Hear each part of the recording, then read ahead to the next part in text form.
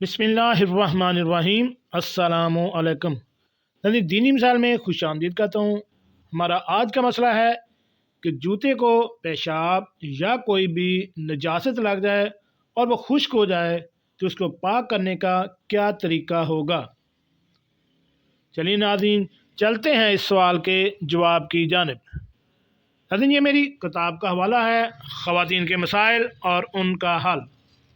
इसके मरतब तहकीक हैं मौलाना मुफ्ती सनाउल्लाह महमूद साहब। इसका सफ़ा नंबर है 276।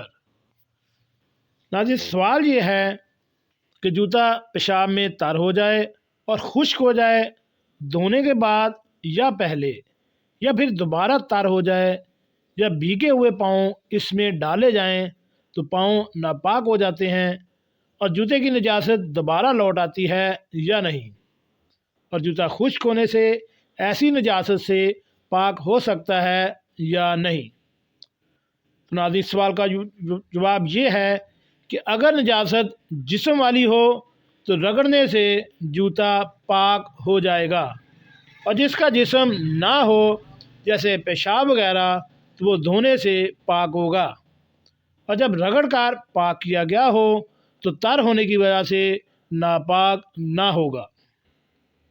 जी नाज़रीन, कैसे लगी आज की मेरी ये मालूमाती वीडियो। ऐसी मालूमाती वीडियो हासिल करने के लिए मेरे इस चैनल दीनी मसाइल को